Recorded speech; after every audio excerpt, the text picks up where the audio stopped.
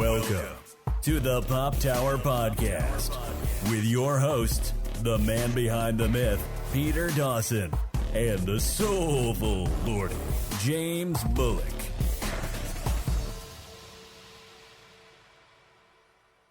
So, you're finally awake. Welcome to Skyrim.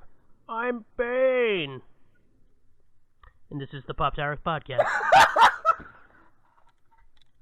I just, for some reason, it was like, I wonder if there's a Bane mod for Skyrim, and I couldn't find one, and it was on my mind all day. The things I think about sometimes, you know what I mean? Now, see, it's like, that's really weird because, I was watching the OSW reviews, and they were talking, I was watching the uncensored, 96 version, and that's the one where they have the, Ultimate Solution, who actually was Bane in Batman and Robin. That's right! Yeah. Oh my god, oh, that guy. Oh, man. I actually also watched, we're not going to talk about it specifically, but I did watch Batman Ninja the other day, oh, too. Oh, yeah. Oh, man. Of course Bane was a sumo in that. Yeah. Yep. Of course. And of course, Gorilla Grodd still wants to make an army of monkeys. He always does. Just, yep. By the way, the voice of Gorilla Grodd in the Japanese version is Dio from JoJo. Wow. So the voice cast is pretty amazing. Batman's also Spike Spiegel. Yeah, I know that one. Yeah, that was really cool. Good times. But anyway, we're not here to talk about that. But that is also pretty awesome. Yeah. High recommendation, thumbs up for that. Yeah, we touch on it a little more. We got an episode coming up where we're gonna go through a bunch of movies really quickly. So that might be a good time to do that one. Yeah, we got video games, TV, and movies today. Although, again, hey, the TV's kind of not TV. It's, one day we'll settle on it. It's not even a TV upon itself. Like, it's... Like this I know, right? This quote-unquote season is not like even its old seasons. Yeah, it is what it is. But we're going to start out talking about a video game, in particular, one I kickstarted. Mm-hmm. You didn't, did you? No, I didn't, no. Yeah, I was pretty sure. So, in 2014, I want to make sure I pronounce his name right, and I'm probably going to screw it up. Koji Igarashi. Yes. Whose autograph I have on my wall. Mm-hmm. I actually met him at a PAX one year. He was like, "Hey, Konami, I want to make another Castlevania game." And they're like, "You know what? We don't make video games anymore. Get lost, loser." Yeah, we're all about the pachinko. And he's like, Kickstarter's a thing. So he ended up kickstarting a basically Castlevania in all but name game. Yeah. They made sure they say spiritual successor. Yeah. Like, it's very much in the same vein. That was kickstarted in 2015. It unfortunately did take quite a while, about 4 years, to come out. But we got Bloodstained, Ritual of the Night. And, oh boy, was it worth the wait. Yeah, I was about to say, the fact that it took 4 years was actually a labor of love. Oh, it absolutely, like more than anyone else, Igarashi, or Iga, as he's usually just known, he loves to put love into his work, and this was on full display.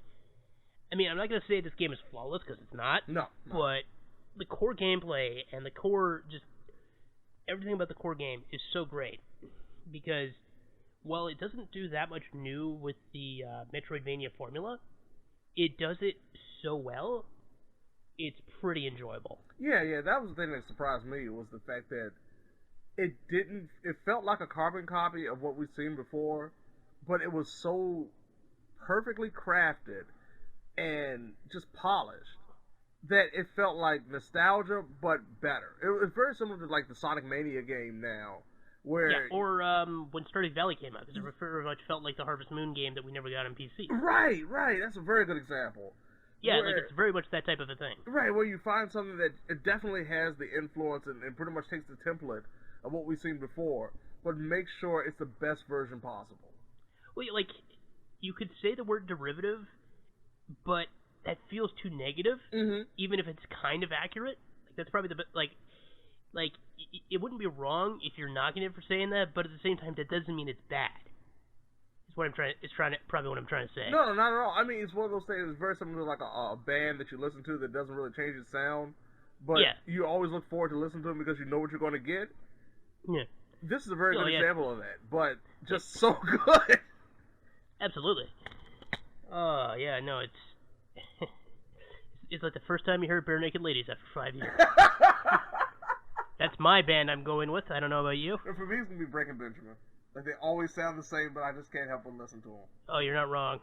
Yeah. More so than almost... people give Nickelback crap. Fairly. Yeah. But still. So, in this case, the game revolves around, I can't remember her last name, and I'm just going to call her Miriam. Yeah. Who is a shard binder, which is basically a kind of human who can use crystals that are charged with demon energy that were created by alchemists. Mm-hmm. So she's not an alchemist, but she works with alchemists, or at least one alchemist, because the alchemy guild is basically all gone, because they're like, you guys are crazy, you guys want to summon demons. It's like, that's a good point. Let's summon demons. And lo and behold, bad things happen. So now the church is like, there's still demons going about. Yeah, maybe. Look, and one of the last shardbinders has apparently summoned a castle straight from hell. Yeah, I was going to say, like you said, we have somebody that should be a savior, and in turn decides not to be. I know. Like, I really question how the alchemists thought this plan would go well. Like, where was the guy going, hold on, let's maybe not do this? I mean, there was probably one idiot who was like, have you seen my petition? But, anyway, long story short, Miriam has to go fight her old... Okay, I can't remember, are they friends or are they siblings? Crap, I can't remember either now, because I wanted to say they actually were, like, just like siblings. I mean, they were actually like peers. But now I'm thinking maybe they aren't. I think they were just peers. Like, they learned together. That was it. Yeah, okay. There might have been something romantic. Who knows? That's not really the point. The point is, her old friend Jeeble. Yes. It is actually pronounced Jeeble. Yes. Yeah, he's gone full Darkwave band, and he's trying to summon a castle from hell, and he's got the castle from hell, and he's probably gonna do some bad stuff with it. So Miriam has to team up with her good friend Johannes, or is it Johannes? Johannes, yeah. Glasses-wearing alchemist nerd. Mm-hmm. The friendly lady from the church, Dominique. Yes. And distrustful samurai Zangetsu. Yeah. To go and deal with it. And from there, it's pretty much a straightforward Metroidvania-style game. You have to slowly explore the castle and the surrounding area, while at the same time battling various demons. Whenever a demon's killed, there's a slight chance they'll drop a shard, which can give you new magical abilities. Yes, that's a very important factor, because that was something not playing the game, I didn't expect. And I was expecting, like, okay, you get a special ability from, like, a big boss battle. I was expecting, like, certain enemies that were just, like, you thought were regular enemies would actually be able to provide you abilities, which I thought was really cool. Yeah, this was a mechanic that they've done a few times before in Castlevania. I think it was the second time they did it, and it was one of the most famous, because the first Game Boy Advance Castlevania game had it. Right. I can't remember which one it was. I'm not as up on Castlevania as I should be. Yeah, same here. But I know there's been at least 2 or 3 other games that did it, but, like, that's the one that I know a lot of people think about. Like, I told 3 different people about this, and I was like, oh, so it's like the GBA one. I'm like, yeah, I mean, I don't think that was the only time they did it. Right. Sure. I'm not trying to say, I'm just saying, don't specifically think of that game. Because I'm pretty sure there were other ones where they did, and I unfortunately cannot name them because the timeline for Castlevania gets weird. It really does. And not only that, but just the quality itself. Yeah, well, there's also that. But yeah, in this case, you're not stuck with just a whip. I mean, funnily enough, the first 2 weapons you get are knife and jump boots, or boots, which can let you jump kick as well as other stuff.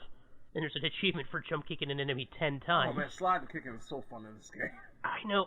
Well, that's the thing, because, like, the boots are kind of weak, but you can use them when you're sliding and when you're jumping to, like, in a very interesting directional ways, which makes them a fun weapon. Whereas, like, sword is straightforward, slash. Gun is like you're slowly firing bullets because it's 18th century guns.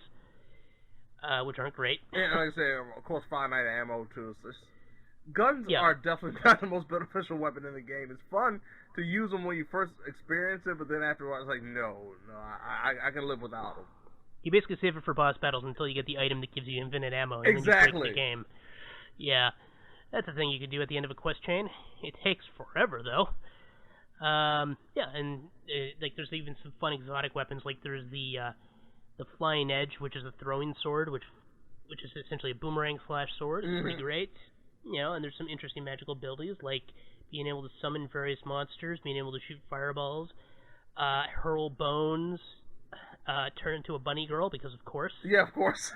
Yeah, like I want to slip in a few critiques, so it doesn't sound like we're just gonna praise it the whole time. It's a perfect 10. No, it's not. No, it's really not. Well, for one thing, some of the art style choices really make the art look weird. Yeah, and not only that, just the pixelation and blurry textures. Like you could, yeah, like especially in certain environments, early in the castles are a little muddy, to say the least. Yeah. Well, some of the enemies, like the giant dog heads, the giant cats. Oh, yeah. Those two in particular, and then, of course, the portraits look weird. Yeah, the portraits definitely look odd. Yeah. I love those enemies, though. The poltergeist. Yeah, and that was another one, like, you going through and just experiencing it for the first time. I had no idea that was going to happen. Yeah. Good stuff. And some of the bonus enemies are so irritating. Like, did you encounter the one on the train? Yeah. That guy's the worst. Yeah. I'm not crazy that they made this one obscure enemy that you can only fight one of in the whole area, and it takes a minute to actually confront him. And when you do, one, he's really hard to fight. Yes. And two, he drops a really useful skill that would have been nice that another enemy had. Yeah. Yeah, which was pretty annoying. And so, that actually ties into one thing that I do very much dislike about this game is the lack of skippable cutscenes. Like, you have like, the confrontations, and I just want to skip, I want to get back to the fight. I've lost at this boss battle. I want to get back to it. And it's like, no, you must sit and watch all of this all over again. Yeah. And I understand, that's got like an old school mechanic, but no, not now. Come on. I'm feeling it, like I want to get back into the battle, and it's preventing me from doing so. Like, I hate that.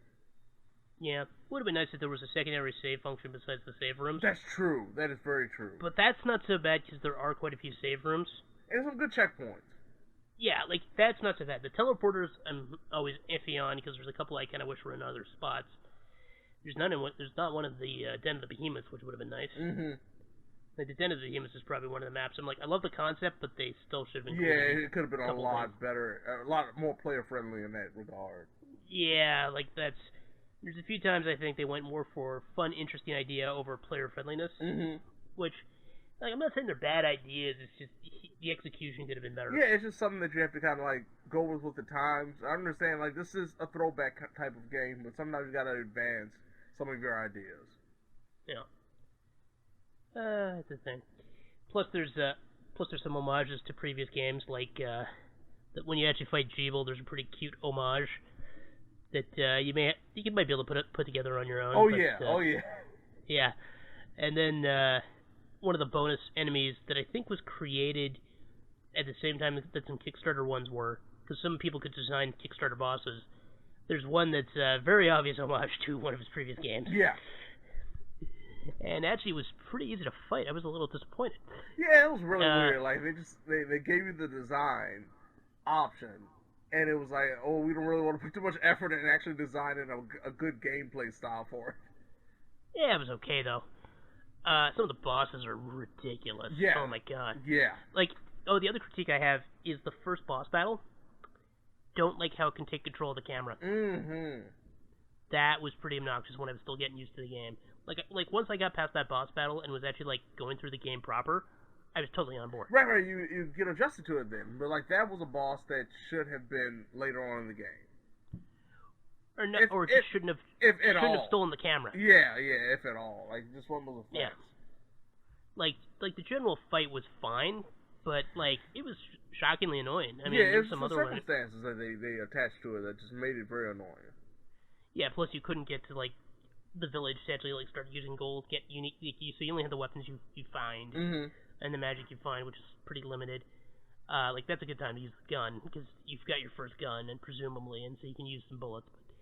But, no, overall, yeah, Bloodstained's a pretty solid game. If you love Castlevania and Metroidvania-style games, I'd say get it. Yeah, definitely get it, but... It's kind of expensive at $40, but I will pitch this, sorry to interrupt, but I will point out, they've got a bunch of free DLC coming. Right, yeah. The only thing I was going to just note is the fact that I've heard a lot of... Because I'm playing on Xbox One, you're playing on PS4...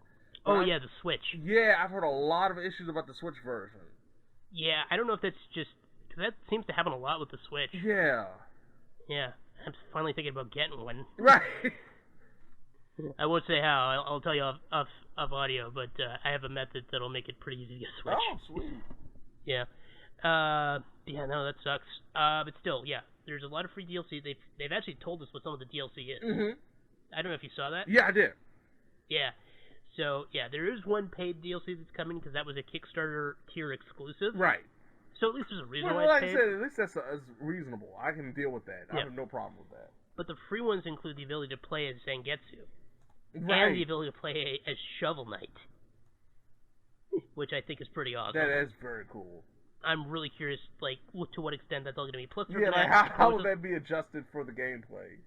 Well, because right now there's, regular play mode, there's boss rush mode, which there's time attack mode. We forgot to mention, that's so awesome. Hmm? I mean, that extra mode, just like you said, besides just having to play the single player, I love the fact that you can do that kind of mode where you just focus on bosses. I love that. Yeah. And I think there's a multiplayer mode of some kind coming too. Yeah. Yeah, they mentioned that. So it'll be interesting to see what happens there. The support is there, which I absolutely adore. Like, anytime the developer has definitely got long-term ideas for support that actually are going to pan out on, like, Anthem, yeah. I'm happy for it. I really think that even more adds to a recommendation. Yep. Yeah, I don't think there's much else to say. No, it's just solid like I said, if you're a Metrovania fan and you just want something a little bit more updated, this is perfect for you. Plus, like, I know you've almost gotten to the end. I don't know, you finished it actually, and I'm getting close. Like, I know it's over at least 20 hours for completion. So I got platinum in 40 hours. Wow. Yeah, and I probably only wasted 3 hours. Okay, so like I said, there's so much for you to go around with that. Oh yeah, like there was only a few parts that were really tedious. I mean, it's just because there's grinding, right? But if you're smart about the grinding, right, yeah. There's always that achievement or trophy that you just gotta grind and. Oh. Well, what are the kickers? It doesn't feel like an achievement. It just feels like a waste of time sometimes. But hey, what can you do? Yeah, if I think I can do it, I do it. And like, right. I'm half wondering what's gonna happen with some other games I'm working on, but one of the ones that one of the ones that's really annoying is to augment gold so you can buy everything, you have to unlock the gold item, which can be really tedious. Yeah. Like, the only time to really start grinding, I'd say, is when you get to the point where you're in the hidden desert. Because that's when you run into enemies that drop some really useful alchemy items. Before then, it's just going to feel tedious. Right. But on that note, I think we should probably move on. Oh, yeah. Because we've got two other things to talk about. And I'm super hyped about the second one, because, man, one of these episodes, I get the feeling it kind of spoke to us in uncomfortable ways. We're going to talk about Black Mirror Series 5. Only 3 episodes this time, but they're all like 70 minutes, I think. Yeah, they all got some hefty screen time this time. Yeah. And this also, Season 5 I also kind of count including Bandersnatch, which is itself pretty long. I know a lot of people consider that like 4.5, but I actually now consider it like 5, and this is 5.5. Well, because that came out around Christmas, and this came out June, so... Right. I'm saying less than 6 months. Probably around the same production time. Yep. And there's 3 episodes that target very different things. Yes! And it's very fascinating. The first one, Striking Vipers. Yes. Yeah, this is the one that probably speaks the most to us in a really uncomfortable way. And the funny thing about it, I keep saying Fighting Vipers every time I think about it. From that old Sega Genesis, Sega Saturn game. So, it's VR fighting games, Striking Vipers X, and so in this case, they're feeling everything, and Yeah, it gets, the homoeroticism in the game is the plot point of the episode. Yes.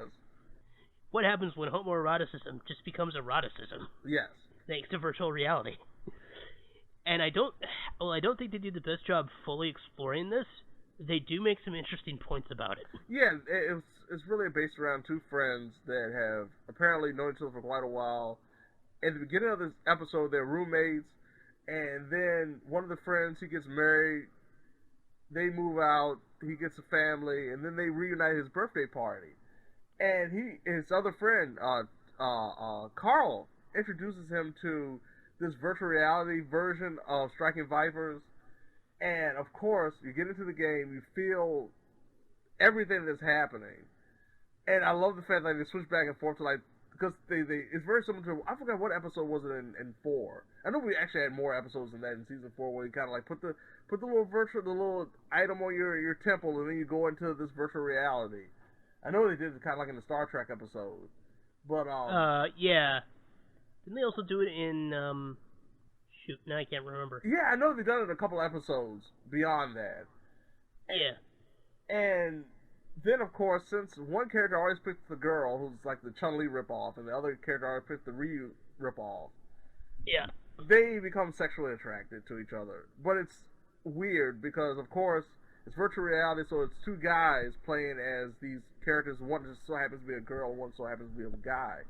So, like I said, it's really weird because the tension sexually goes from potentially two guys that are attracted to each other to just one guy playing as a girl and maybe having those somehow feelings of being a woman that's attracted to another man. Yeah, I know. It's like, that's the thing. It's like that hypothetical conversation. You know, if you were a woman, I would totally right. Sorry, I should bleep that. I'm gonna need to bleep that. But yeah, but I just as you write that down, another thing that is really a big deal in the episode, and I think a lot of people don't really talk about or focus on it, is this idea of what it means to be a cheater in a relationship. Like, what it means to cheat on a significant other. Is it emotional? Is it physical? What have you? And even in your own mind, like, how do you wrap your head around, am I doing something that's inappropriate to someone else that I care about? So it does take a lot of different avenues, but like I said, to me, it just doesn't really resolve them in the most fitting way. No, that's kind of, I kind of feel like that's true for another episode too. But like I said, the concept itself is still really, really interesting in how it, like, because I always say there's no real bad Black Mirror episode. It's just how well do they address the concept. Yeah, we've always said this, like, okay, even the worst Black Mirror episode is still a really good episode. Yeah. Most of the time, there are a couple of exceptions to the rule, but majority of the time, it's always a fascinating watch. Like, you're always watching it, and you get your full attention. So that, to me, is always a good show with good writing. But sometimes when you walk away from it after it's all said and done, you start picking apart at things. And this one was one of those things, like, as it got closer to the end, you could easily pick apart some of the problems. Yeah, it does fall apart near the end, and it's just like, that didn't really... you know, some episodes, they have disappointing endings. Some episodes have ridiculous endings. This one was just kind of disappointing. Yeah, to me it was one of those things that it felt okay.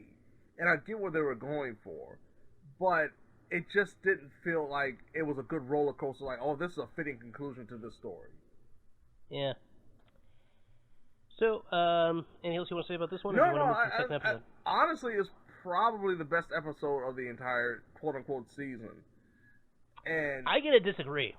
There's only one that I would say is like around the line with the second episode, honestly.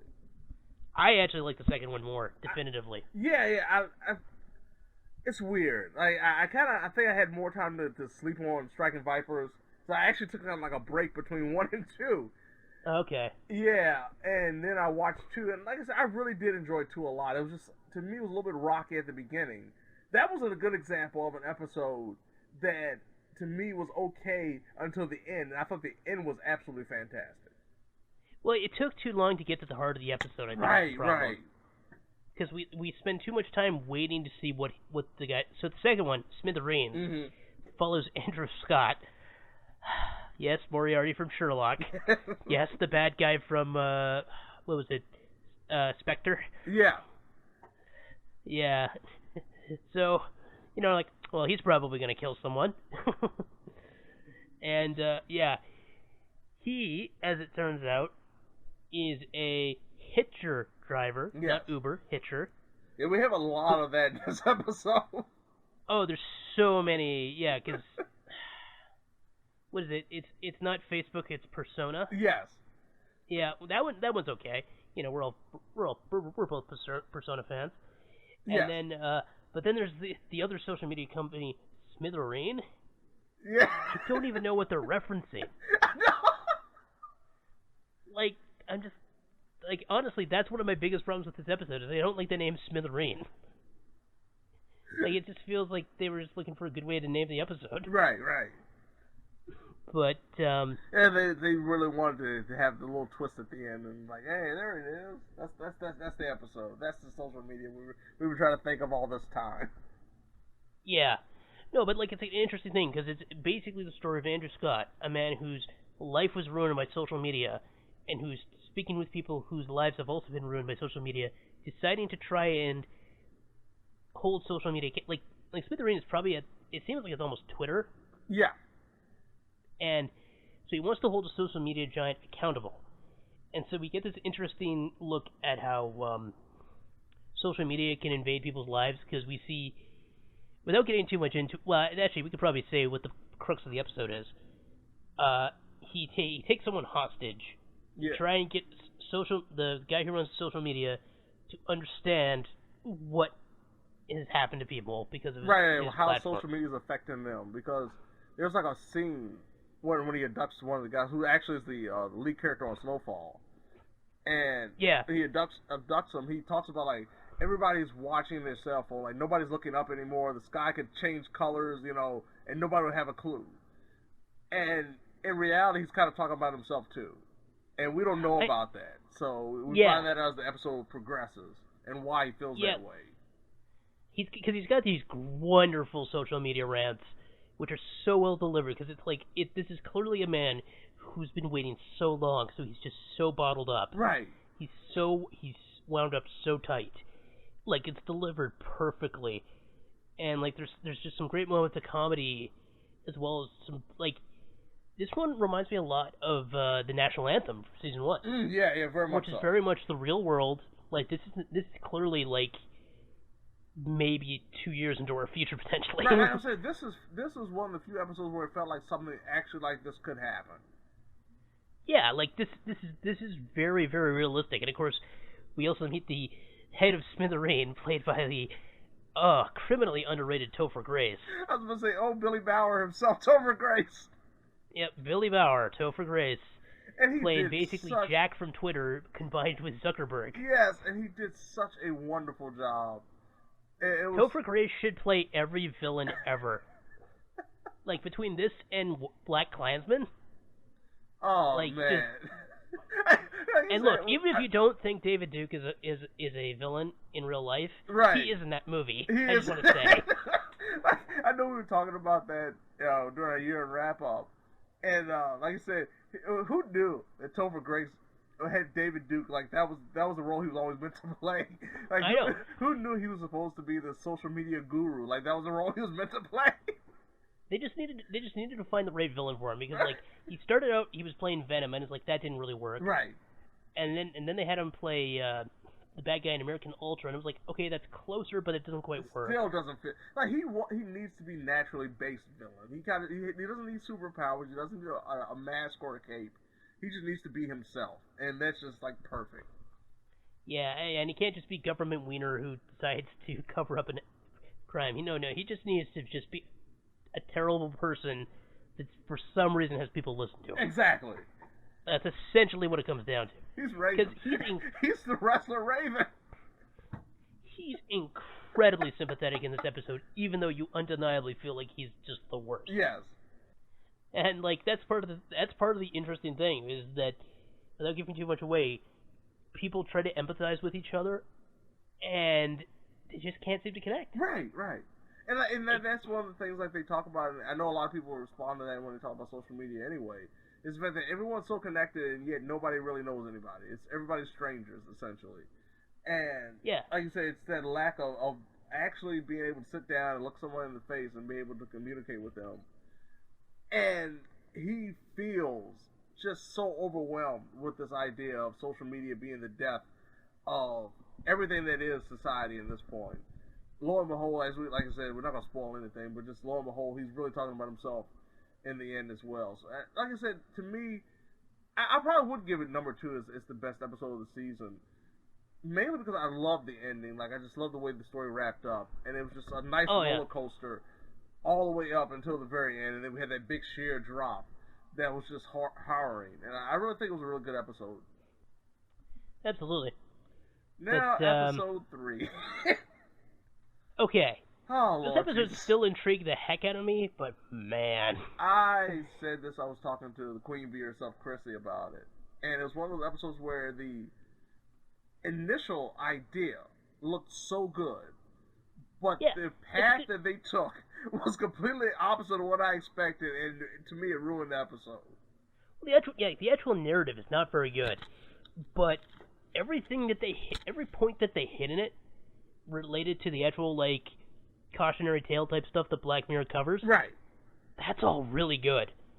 Because, like, it's all about celebrity and selling your image and, you know, getting your rights signed away to your manager, or in this, you know, like, because this also happens with old people, right? You get people who get basically designated your caregiver. Right. And next thing you know, they're ruining your life. And they completely take advantage of it. Like, unfortunately, that happened to Stan Lee, and apparently that might be going on with, why can't I think of his name?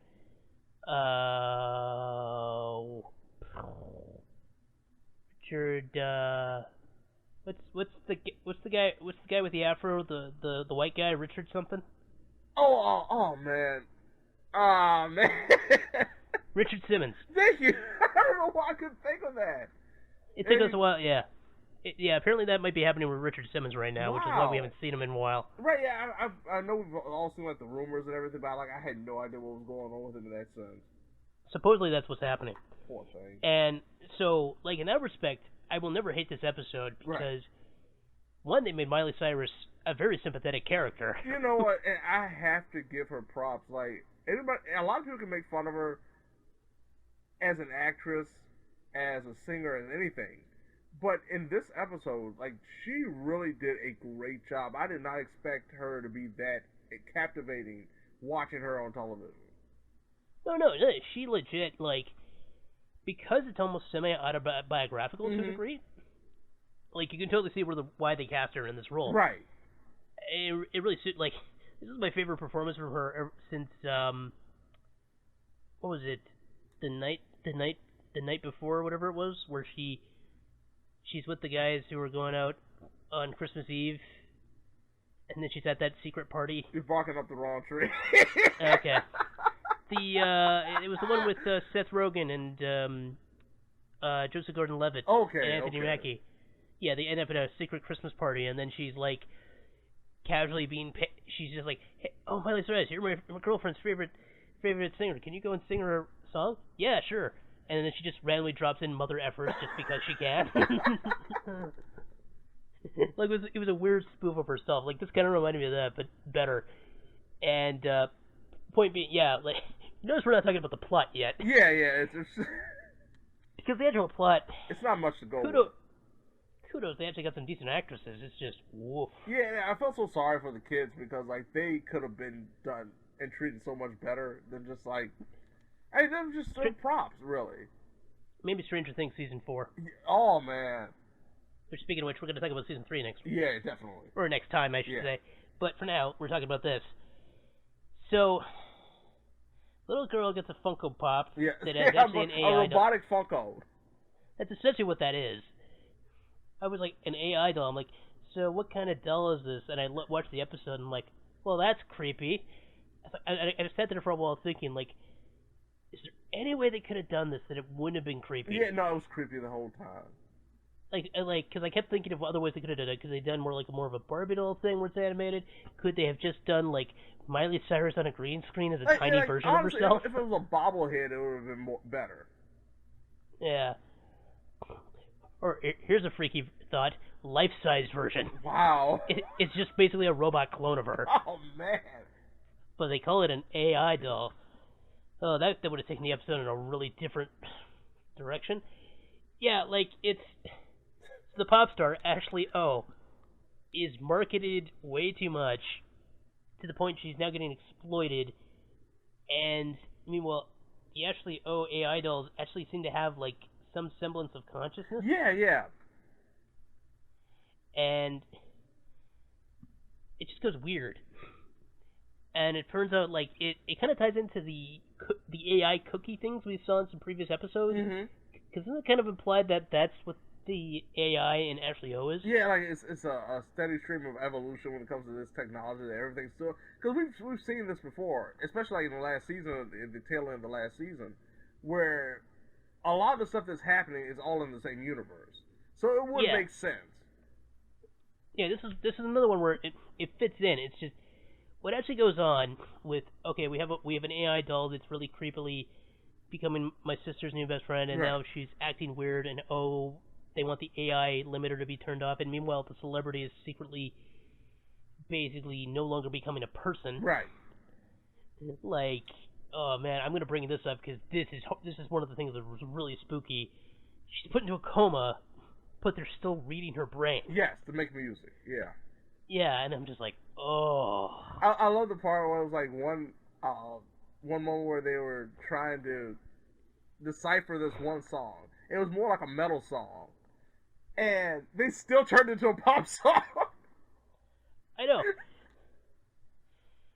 And it's, oh man.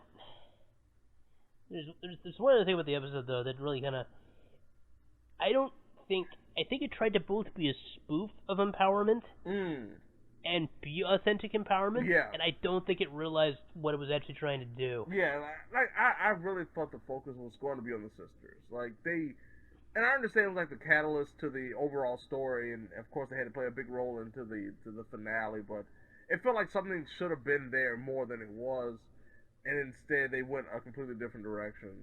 And I don't necessarily, like I said, I give Miley Cyrus credit. She did a great job as an actress. But outside of that, there's nothing about the story that's just like, oh man. It became almost like a very 80-ish type of movie. Where, like, oh, this happens. Oh, the kids have to do this to save the world kind of deal. Yeah, and it... Right to the very end, like, that was... And this isn't like Stranger Things where it makes sense. Right. No, this is like a straight-off rip-off of an 80s movie. Not a very good one either. No. And now I'm wondering... It's like the knockoff of Replicate, Too Many Kates. Yeah. Wait, shoot, that was a 2000 movie. My bad. It doesn't matter. It was still bad. Yeah. But, it felt like an 80s movie in the 2000s. Right. It just like took all the worst parts of 80s movies and threw it into now. But the worst part I'm thinking that's coming out of this episode is how many Miley Cyrus fans is going to look at this and think that she came over the head like a hole. Yeah. I don't know. I just, oh man. That was the worst episode of the season, not because of who was involved, but because of just a really bad narrative. Yeah, just the execution was not good. Like I said, the concepts they had were good. Yeah. And like how they presented the concepts in general were pretty well done. It's just stringing it all together, just. And because it's weird, because they had like two different stories that they could have told in an extended format, and instead they kind of like mushed them together and it just didn't work. Yeah, it's like, it reminds me a lot of Archangel in that respect, where like, except that one was just, it wasn't a very good strung together narrative, but again, it had a lot of good ideas, and then it just stopped. Right. Whereas this one actually had an ending, it was just stupid. That's probably the best way to put it. I don't know. Like, look, it's still, like, you still probably watch all 3 episodes. Yeah, at least give them all one watch. I think it's not like it's bad television at all. You'll be glued to your seat and glued to the screen for the entire time. But when it's all said and done, you'll probably pick apart a lot of them more than you have in previous episodes. and not in the best way possible. Like, a lot of ones you pick apart because, like, oh man, I wonder if that meant that, or Easter eggs or something like this. And this one would be like, oh, that really didn't make sense. Oh, that's just totally unnecessary. But definitely Smithereens. Like, thinking back more and more as you talk about, like, definitely Smithereens was the standout episode. Yeah, but I mean, Striking Vipers is pretty good. It's just I think that was one thing. It was like, okay, that was like perfect Black Mirror in terms of just introducing technology in an absurd way. Whereas Smithereens was more of, hey, this is real grounded more so than anything. Like, this is relatable because it's grounded.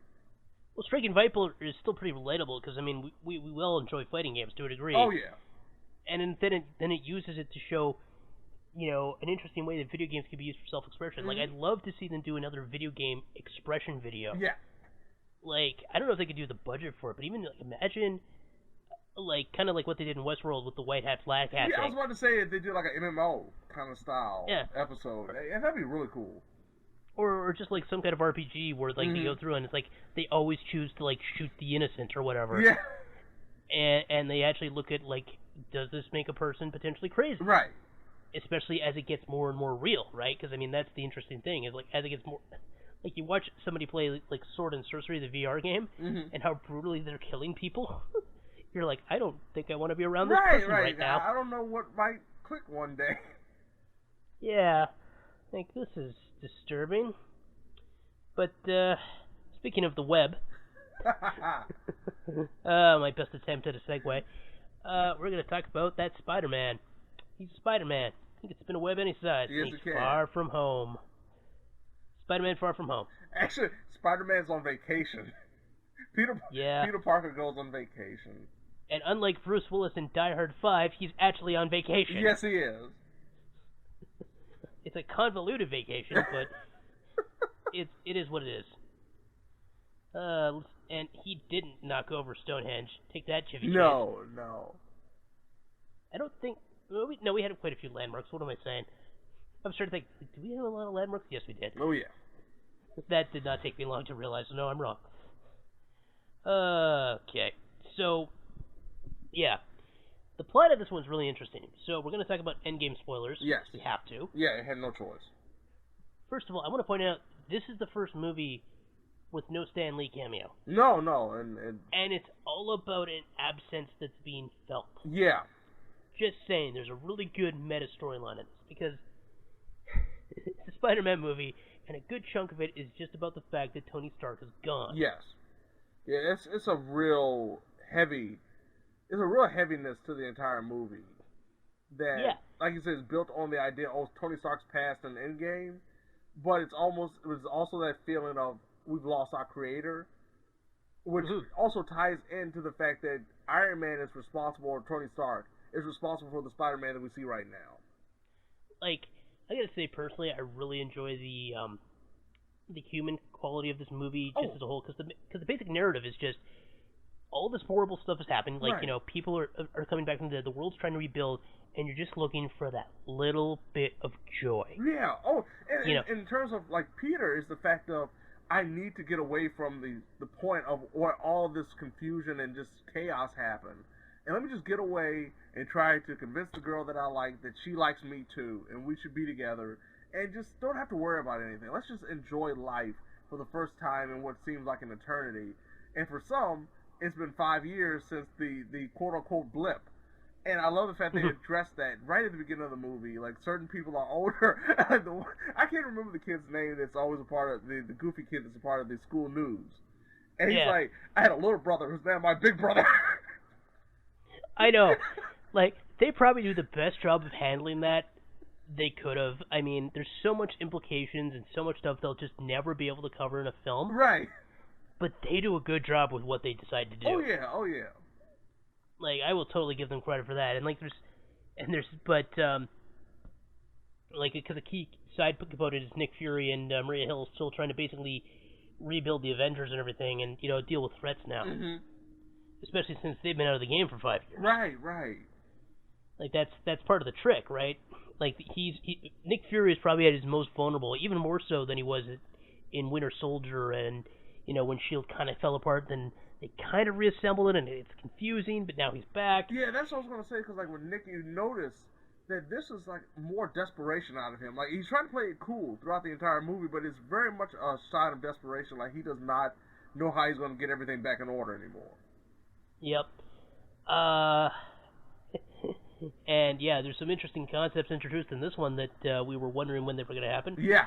Oh, yeah, there's a multiverse now. Yeah. Or is it? That's true, because, look, we're not going to say what is actually real and what isn't, but Right. we're just going to point out the villain is freaking Mysterio. Right. And here's the thing. I have to give them credit, because I assumed one thing when it came to him, like, becoming a villain, because, of course, you know it's Mysterio, you know he's going to be the villain. That's not the twist. That really isn't a twist at all. No, I mean, like, kudos with the multiverse thing. He could actually be a good guy. Like, that, if there's anything we're going to remotely spoil, it's Mysterio. It's Mysterio. The trailer. Like, if you're remotely familiar with Mysterio, I will give you the only spoiler I will tell you right now is if you haven't seen the movie, if you've seen only the trailers, they did a good job of making you believe something that really isn't true. Absolutely. Oh, yeah. And they also do a really good job of handling Mysterio. Oh, my God. Oh, yeah. Now, it's not just Gyllenhaal's performance, which is good. This is one thing that's really interesting about his performance. And it ties into him being Mysterio. It's just how bland he was in the first half of the movie. Yeah. And it made perfect sense. Well, like, I think part of that kind of works against it, because, like, I was thinking about this for a while, because I think Vulture had the better overall performance, but Mysterio had the better arc. Yes. And the main reason I may not think his as well as better motivation, which I do not want to spoil. Right. Oh yeah. Because there's some twist within the twist of, like, if there's a twist in the movie, that's the twist. Yeah, and there's twists within the twist that are also really good. Oh yeah. Which I don't know. I desperately kind of want. I want to kind of talk about it, but at the same time, we really shouldn't. I know, but it's so such many. a good idea.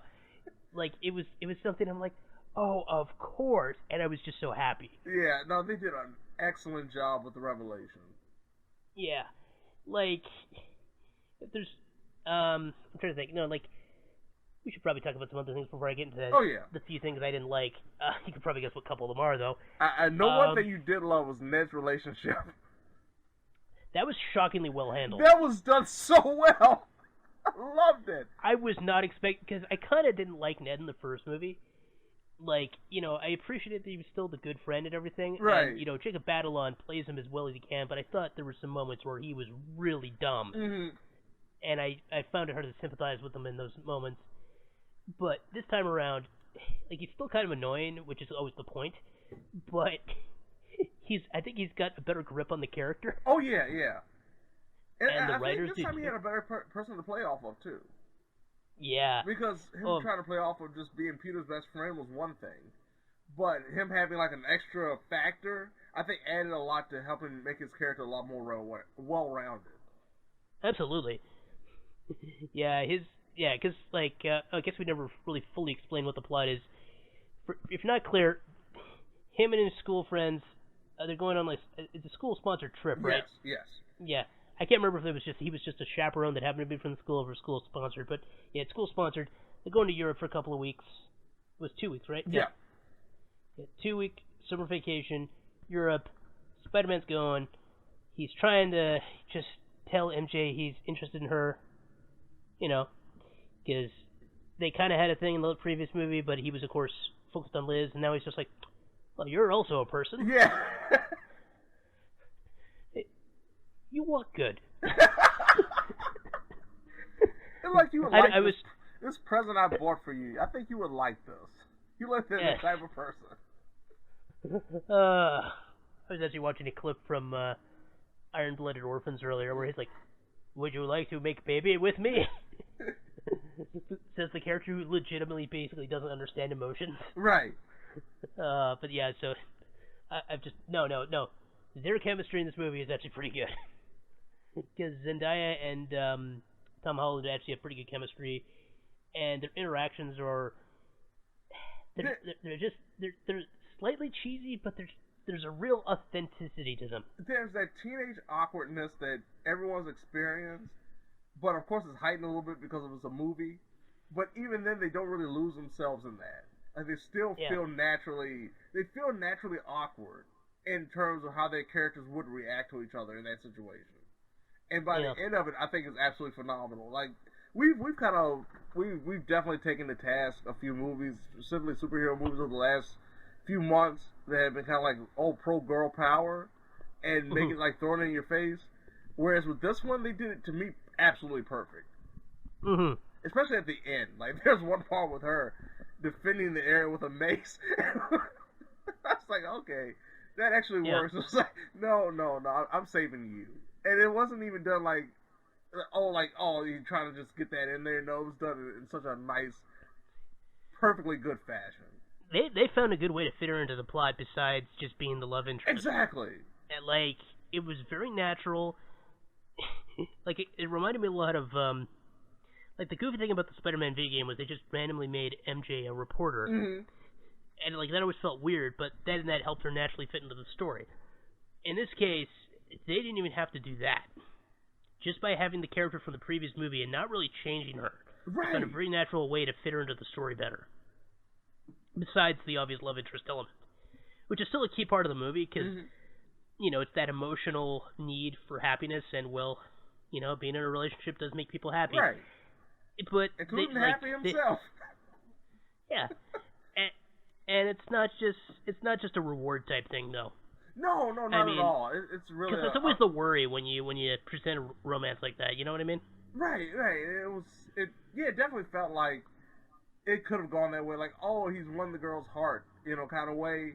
Like we've seen in so many other movies. But no, it was a very natural progression in them potentially accepting if they like each other or not. Yeah, she's not just a prize to be won. Exactly.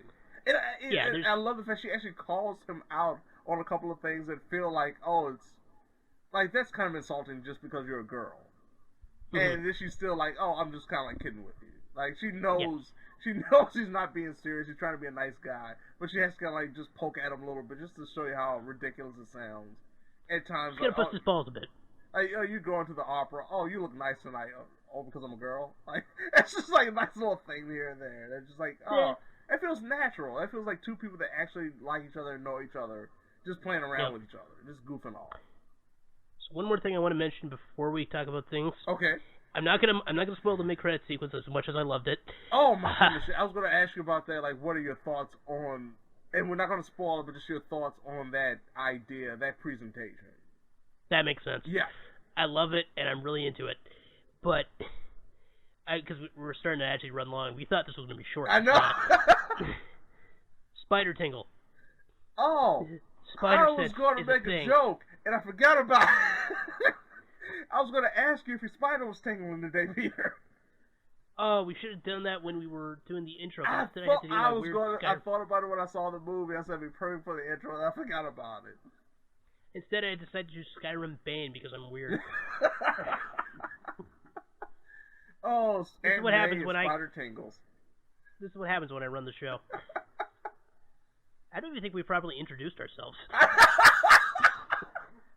That's what the intro does for us. Yeah, it's true, but like they don't know until we actually start speaking which one of us is which. Well, they have to go back now. Yeah, this is episode 54. They need to know which one of us is which. They should know by now. Yeah. Well, yeah, but no, if this is their first episode. True that. Anyway, okay, yeah, so the spider sense is actually a thing in this movie, and it's pretty well handled, and they actually talk about it, which is pretty great. They call it the tingle at least once, don't they? And May does. And Peter's immediately like, no, it's not. Don't say that anymore. Yeah. Yeah, no, it's pretty great. So they actually do a pretty good job with that. But, things I didn't like. Okay. Didn't like the MacGuffin. Yeah. There's a plot device MacGuffin thing, which honestly, I get why they felt they needed to have something, but it really kind of weakens the movie as a whole. Right. Like, it just feels like a pointless other thing. And then, but, hey, it's one of the things, it makes sense. I'm not going to say it's dumb, but I didn't really care. It's very much the equivalent of, we have to steal the gene-altering machine so we can alter the genes of people. Why? That doesn't really fit narratively into the movie that much. But it's... That's not true. This fit in narratively fairly well. That's what I was going to say. I get that if it wasn't introduced so early in the movie and it actually played it off. Like, I wasn't too upset about that. Yeah. No, this wasn't as bad, but I just didn't like it. I definitely do. Yeah. And also, some of the action scenes were actually kind of annoying. I was going to bring that up, yes, especially coming toward the end of the movie. Yeah, because the camera panning. It got so hectic. Yeah. Yeah, like, this is a good movie. I really like it. Some of the action scenes, they're not well edited. And there's one scene that's pretty much based around the fact that it's happening at nighttime. And they, even with a fire monster, it's not the best job of keeping track of everything. So, yeah, I was definitely with you on that, where I felt the action scenes definitely were lacking. I was surprised, especially for a Marvel movie, especially considering how well the last Spider-Man movie handled it. I know, like, it's the same director. I don't know what happened here. Like, yeah, like, I don't understand. It's like, did they tell him, like, make the web slinging more interesting? And by it's like web slinging, you mean more like this? Yeah, like they called it a windstorm. Vader, and somebody showed a do not want. But yeah, no, like, it's not bad enough to ruin the movie. It's just strangely enough, it's a superhero movie, makes the action parts of the movie one of the least interesting parts of the movie. Exactly. Which is really weird that we're at this point with superhero movies, but there you go. But yeah, no, it's still very enjoyable. It's already made over $500 million. Yeah. It's probably going to make at least 800, I would imagine, because it's only been out about 10 days at the time of this recording. Yeah, no, definitely go watch it. Yeah, I've been a little disappointed with certain superhero movies this year. I know we talked about Dark Phoenix last time, and that was a mess. This is one of those movies that's definitely a fun superhero movie that I won't say will last with you forever, but it's definitely better than what it could have been, especially coming off of a really good first movie, and then you had like this big Thanos saga that kind of, I think, took the wind out of the sails of a lot of other superhero movies. Yep. And now, I think we're kind of like back in a reset mode, where we're just going back to being a little bit more simple. You know, it's always Shazam. I think we're seeing it with this, too. Well, they said this was the end of Phase 3, and it really feels like the epilogue to Phase 3. Right. Like, they've started to set things up for the next phase, and, like, there's a couple of big twists at the end of this movie. It's like, oh, this is going to be interesting. Yeah. Because, you know, we've had now 7 Spider-Man films and we've never seen it before. Mm-hmm. But yeah, I'd say check it out. And it's a really good fun movie. It's a really good fun movie. Yeah. Hopefully that's not getting picked up in the background too much. My phone just started to ring for some reason at 9 in the morning. I thought it was me. No, that was me. Oh. Yeah, that's really inconvenient, but whatever. We'll wrap it up now. That was just your spider tingle. That's all. That's all it was. It was a spider tingle going on. Somebody's calling me to let me know to wrap it up. So, James, I want to thank you for being with me today and putting up with my weird tangents. Oh, no. We have our moments. That's why we're so good together. I want to see Bane mods in a bunch of games now. I know! Good times. Yeah, so next time we'll probably look at Stranger Things. Yeah. We'll do our movie wrap-up, and I think it's going to be time for some Judge Eyes. Oh, yeah. Mm. All about that ass catching. One day we'll get him.